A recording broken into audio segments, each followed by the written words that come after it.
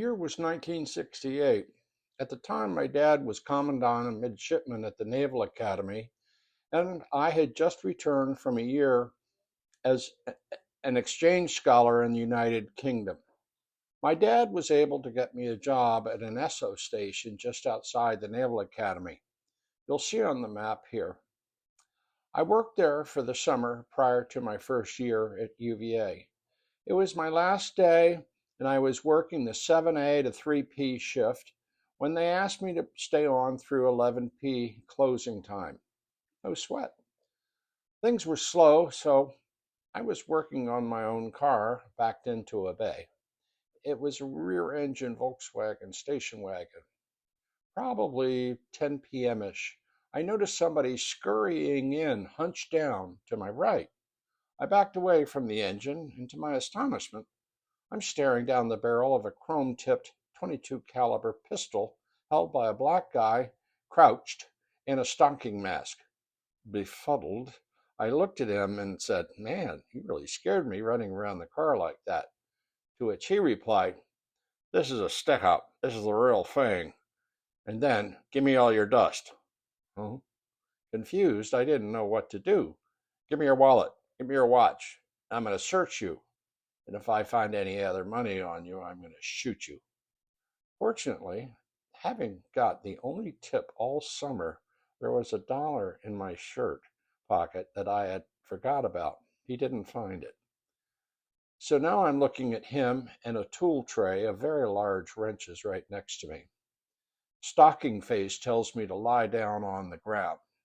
He holds the gun to my head and says, "You're white and I'm black, and I'd just as soon shoot you, so don't try anything stupid."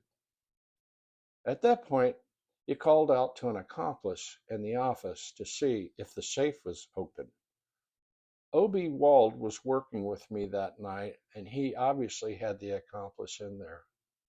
Stocking Face called out, "If he doesn't open the safe, shoot him. If you don't, I will."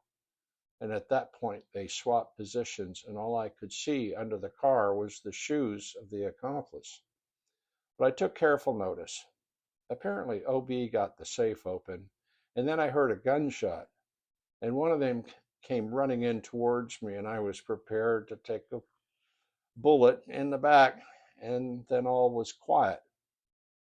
O.B. called out to ask me if I was all right and to come into the office. He was behind the counter on his knees on the phone with the police. They wanted my description of Stocking Face, and I said, "Please, just get someone here ASAP." Just then a policeman came in the office and said that they had pounced on one guy and recognized the other as a repeat offender on parole. Apparently, the gunshot was fired in the air to keep me and O.B. down, but it served to alert 2 police officers who were stationed nightly for post office workers across the street coming off shift at that hour, mostly women. The perps ran right into them. Meanwhile, I'm hearing my description of Stocking Face over the policeman's walkie-talkie. Later that night, you can bet things were buzzing at the commandant's quarters on Porter Road. The next evening, I got to go to a lineup, oh boy, in which the 2 perps and 4 others were on a lighted stage. Stocking Face was still wearing the green and white horizontal striped jersey, green pants, and Chuck Taylor high tops. Apparently, his accomplice, whose shoes I described in detail the night before, had changed his clothes when the cops picked him up, but he had not changed his shoes. They had prepared a lineup of shoes. I easily picked out the slip-on loafers with 2 ornamental brass rings the size of a dime. At that point, they declared, "We got this guy." I never got my 57 cents of dust back, or my watch. Stocking Face gave my cashless wallet back when I asked, since I needed my IDs for college. Well, it may seem cheeky to have asked for my wallet, but the fact that the guy was wearing a stocking mask gave me some sense that he was not likely hell-bent on leaving no witnesses. Also, I just read in a recent Time magazine that some guy in New York City had been mugged and shot in the head 9 times with a 22 caliber pistol. He survived.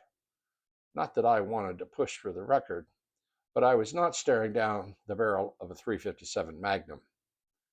I did not have to testify in court since the perps had a string of priors and other offenses. Sleepy little Annapolis, indeed. Now, any of you trivia buffs out there, can you name the source of the dramatic music I inserted at the open of this video? Comment with your answer and any of the other trivial facts that you can come up with. Thanks.